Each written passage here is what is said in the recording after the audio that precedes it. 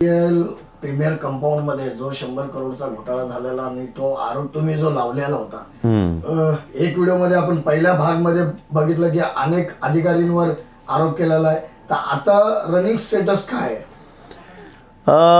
पहले तो मैं आपके चैनल के माध्यम से सारे व्यूअर्स को शुक्रगुजार करूंगा और रिक्वेस्ट करूंगा कि ये जो एपिसोड है ये बहुत इम्पोर्टेंट है। पहले एपिसोड में तो हमने बहुत सारी चीज़ें जो बताए थे, उसके बाद का सब्सिक्वेंट डेवलपमेंट हम ये एपिसोड में बताने वाले हैं।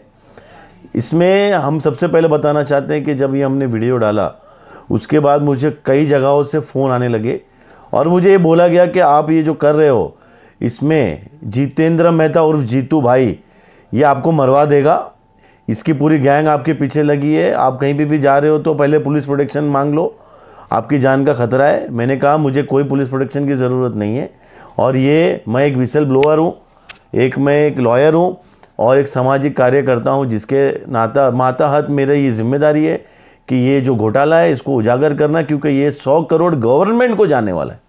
अगर मैं गवर्नमेंट को 100 करोड़ का फ़ायदा पहुँचाने वाला शख्स हूँ तो मुझे उम्मीद है कि गवर्नमेंट इस 100 करोड़ के घोटाले को उजागर करके रिकवरी करेगी, पहली चीज़। दूसरी चीज़, पिछले एपिसोड में मैंने हमारे लोकल आमदार श्री दिलीप लांडे साहब का नाम लिया, तो उससे रिलेटेड बहुत सारे लोग नाराज़ हुए, पर मुझे उससे कोई फ़र्क नहीं पड़ता है। मेरा ये कहना है कि अगर दिलीप मोहम्मद साहब इसमें सच में इन्वॉल्व नहीं है तो वो अपने क्षेत्र में इतने बड़े घोटाले को सपोर्ट क्यों कर रहे हैं? अगर नहीं कर रहे हैं तो एक्शन क्यों नहीं हो रहा है?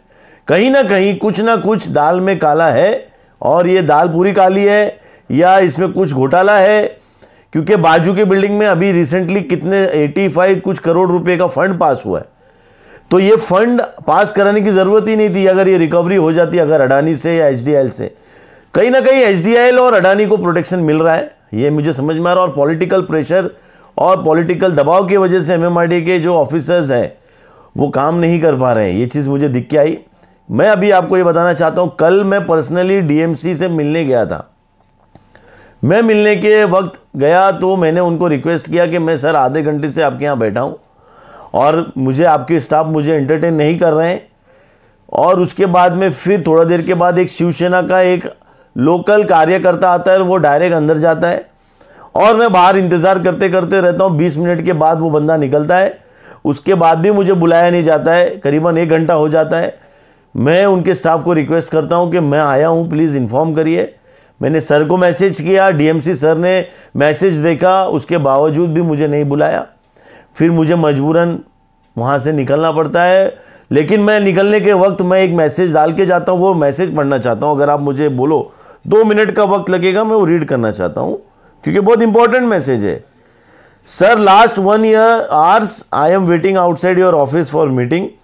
Suddenly political person from Shiv Sena party directly enters, but till now you don't have time to call us for meeting. No response. I am leaving and will approach Joint Metropolitan Commissioner. Sorry, but this is very wrong that you are making a lawyer to wait for 1 hour outside without any reason. With regard, Khan and Khan Law Firm. ये message के बाद भी मुझे बुलाया नहीं जाता है और मजबूरन मुझे वहाँ से जाना पड़ता है। तो ये पहला एपिसोड का असर है। जो पहला एपिसोड हमने बनाया था उसका कहीं ना कहीं वो मिर्च और मसाला चुभ रहा है, तो मुझे कोई फर्क नहीं पड़ता। ये घोटाला तो मैं उजागर करूंगा और जब तक मैं जिंदा हूं ये घोटाला चलते रहेगा, और जब तक कि इसकी लड़ाई में मुझे कामयाबी नहीं मिलती है मैं बंद नहीं करूंगा। आपके चैनल मुझे कितना सहयोग करते हैं आगे ये भी मुझे पता नहीं है, आपके ऊपर भी दबाव आने वाला है क्योंकि अडानी इन्वॉल्व है इसमें। अडानी अडानी अडानी अडानी इन्वॉल्व है, जो हिंदुस्तान को चला रहा है इस वक्त, तो उसके आगे किसी की चलती नहीं है, कोई कलम नहीं चलते हैं। सर, इस पूरे मसले को लेकर जिस तरीके से कल आप गए थे, तो आज आपको बुलाया गया था, जिस तरीके से आपने अभी कुछ कॉल आए थे आपको? नहीं, तो नहीं, आपने बताया कि मुझे धमकी मिल रही है।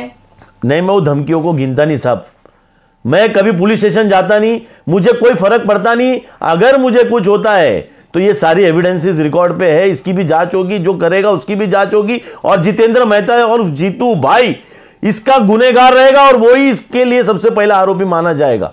मेरा कॉल है, अगर मुझे कुछ होगा उस वक्त ये चीज जांच की विषय बनेगी, वो बात की बात है। मुझे कोई प्रोटेक्शन नहीं चाहिए और मैं गवर्नमेंट को 100 करोड़ रुपए का फायदा कराए बगैर शांत बैठने वाला नहीं।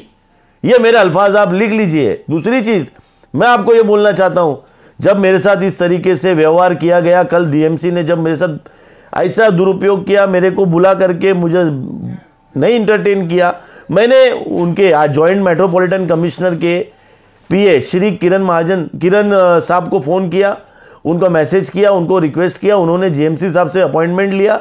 उन्होंने मुझे कहा कि जेएमसी साहब ने आपको बुलाया है, 5:45 बजे आपको टाइम दिया गया है। उन्होंने अपना कीमती वक्त निकाला, बाकी सब काम छोड़ करके उन्होंने मुझे एक 10 मिनट का वक्त वफ़ा दिया और उसके वजह से उनके डायरेक्शन पे मुझे भेजा गया वापस से डीएमसी किरण महाजन साहब के कमरे में। मैं उनके ऑफिस में जैसे जाता हूं तो वो मुझे रिएक्ट करके ये बोलते कि आप मेरे खिलाफ में मेरे वरिष्ठ के खिलाफ कंप्लेंट करोगे। तो मैंने कहा साहब मैंने तो कोई कंप्लेंट की नहीं, जो सच है वो मैंने बयान की। तो उसके बाद मुझसे कहा जाता है कि इसमें क्या कर सकते हैं और टालम टूली चालू हुई। फिर मुझे कहा कि आप विकास पाटिल के पास जाओ। मैंने कहा साहब उनके खिलाफ वो खुद इसमें इन्वॉल्व है, मैं उनके पास जाऊंगा तो वो क्या एक्शन लेंगे मुझे बताएं। तो उसके बाद मुझे क्या कहा गया कि मंगेश गायकवाड़ को हम बुलाते हैं, ज़रा हम आपकी बात सुनेंगे, ज़रा हमको बुलाने दीजिए। फिर मंगेश गायकवाड़ साहब आते हैं और वो कहते हैं कि सर इसमें हम कोई एक्शन नहीं ले सकते क्योंकि इसमें एचडीआईएल और अडानी इन्वॉल्व है।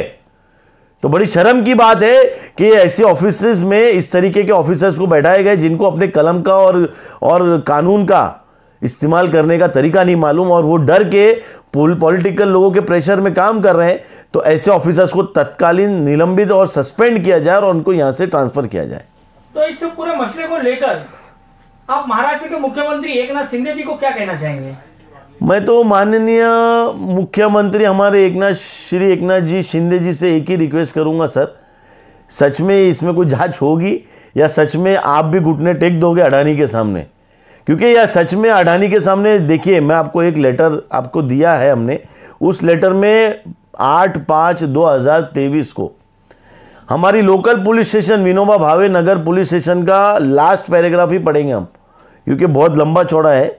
उसमें क्लियर लिखा है कि तरी सदर इन्व्हेंटरी पंचनामा बच्चा अहवाल आपल्याकडून देण्यात यावा, तसेच जो कोणी दोषी सदनिकाधारक आहे त्याच्या विरोधात आपल्या कार्यालयाकडून याबाबत फिर्याद देण्यासाठी संबंधित अधिकारी प्राधिकृत करावा, ही विनंती करण्यात येत है। इसका ये मतलब होता है कि जो सर्वे हुआ था, सर्वे के अंदर जिस लोगों ने इलीगल तरीके से ट्रेसपास किया है, रूम के अंदर घुसखोरी की है, उनके ऊपर, उन सदनिका धारक के ऊपर आप एमएमआरडीए अपने ऑफिसर को ऑथोराइज करके चौकी में भेजे और अपनी फिरियाद दर्ज कराए और उनके ऊपर एफआईआर दर्ज करे। अब इस केस में 1200 रूम घोटाले के 1200 एफआईआर, 1200 लोग आरोपी बनेंगे।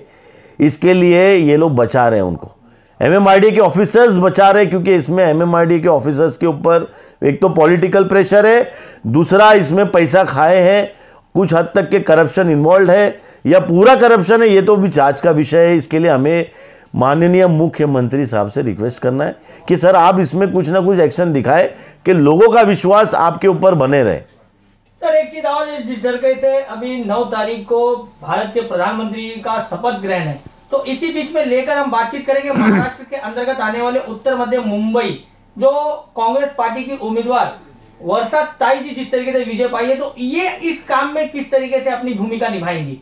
क्या दोषियों को देखिए मेरा वर्षा ताई जी से पहले तो मैं उनको थैंक यू कहूँगा, कॉन्ग्रेचुलेट करूँगा कि वो हमारे क्षेत्र से एमपी बन के आए और हमने उनके पुराने रिकॉर्ड्स चेक किए तो वो एक प्रोफेसर है, पढ़े लिखे हैं। दूसरी चीज़, उन्होंने समाज में आज तक अच्छे काम किए, उनके खिलाफ मैंने कोई गलत काम सुना नहीं है और सरवाइव कर रही हैं।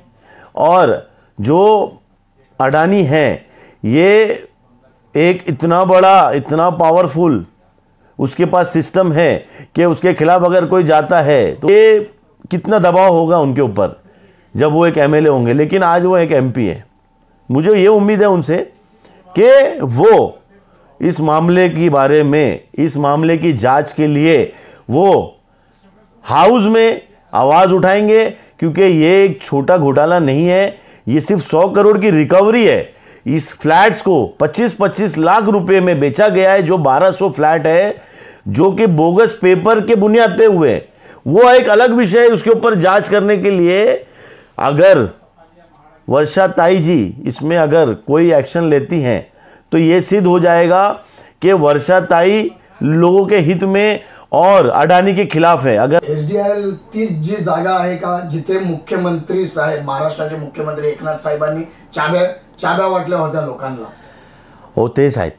बरोबर बोलताय, अगदी बरोबर आहे. तेच जागावर साहेब आलं होतं, आपलं माननीय मुख्यमंत्री येऊन चावीचं वाटप करून दिलं होतं.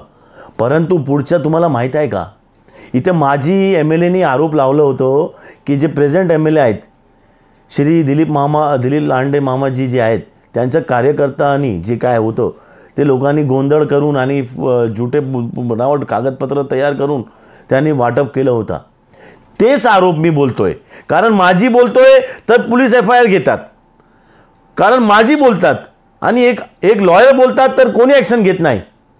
तेच पॉलिटिकल इन्फ्लुएन्स आहेत साहेब. आणि मला माहीत नाही की काय हकीकत आहेत, काय ते इन्व्हेस्टिगेशनचा पार्ट आहेत. पण मी बोलतो की माझी आरोप लावला होता तसेच आरोप माझाच पण आहेत की हे सगळे बिल्डिंगमध्ये खोट्याप्रमाणे लोक कशा घुसले आणि त्यांच्याकडे जे पेपर आहेत ते फर्जी आहेत. ते मला माहीत आहे. ते वाटप कोणी केलं, कशा झालं आणि ते केलं तर SDILनी केलं की अडानीनी केलं की कोणी केलं, ते सगळे इन्व्हेस्टिगेशनचं पार्ट आहे. कधी होणार साहेब? ज्यावेळी हे लेटरचं मान्य होणार 8/5/2023 प्रमाणे MMRDA स्वतः जाऊन पोलीस स्टेशनला FIR रजिस्टर करणार आणि 1200 लोकांचं नाव देणार.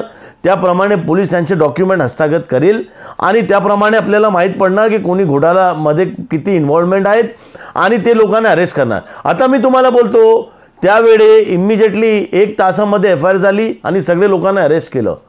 पण या मॅटरमध्ये 1 वर्ष झालेलं आहे. आज 8/5/2023 प्रमाणे आजपर्यंत काय ॲक्शन घेतलं नाही. तर तुम्ही मला सांगा काय चाललं आहे. तो सर, इस पूरे मसले को लेकर आप मुंबई कमिश्नर को क्या कहना चाहेंगे? मुंबई कमिश्नर को मैं यही कहूँगा सर कि अगर मुंबई कमिश्नर को जैसे ये इन्फॉर्मेशन मिलती है, जैसे सेक्शन 154 ऑफ CRPC में क्लियर कहा गया है कि on disclosure of commission of cognizable offence police is duty bound to register the FIR. either it may be either oral or it may be on a writing. Here I have also given in writing.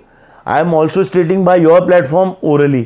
They should act on it. उनके ऊपर इनको कार्रवाई करना चाहिए. ये हमारी CRPC का कहना है. CRPC का लॉ एकदम क्लियर है कि जैसे ही ये चीज़ समझ में आती है कि पुलिस को इसमें कोई कॉग्निजेबल ऑफेंस हो रहा है तो CP साहब को तुरंत इसमें संज्ञान लेना चाहिए. और इतना बड़ा घोटाला है तो इस घोटाले को तुरंत FIR और क्रिमिनल एक्शन लेकर के ऐसे जो संगीत जो इतने बड़े बड़े लैंड माफिया, स्लम लॉर्ड और इनके ऊपर MPDA के कानून भी लागू करने चाहिए. आपको पता है स्लम लॉर्ड भी MPDA के अंदर आता है. आज दिन तक के कमिश्नर ऑफ पुलिस ने कौन से केसेस में MPDA लगाया है? सर, इस पूरे मसले को लेकर आज आपकी बात हुई थी MMRD के अधिकारियों से, तो क्या बात हुई थी सर? हमें आश्वासन दिया गया है वैसे जैसा पहले देते थे कि हम आपको मंडे को बताएंगे, ट्यूसडे को बताएंगे, हम कब FIR के लिए आ रहे हैं, हमारे ऑफिसर को कब हम भेजेंगे. यही सब चल रहा है.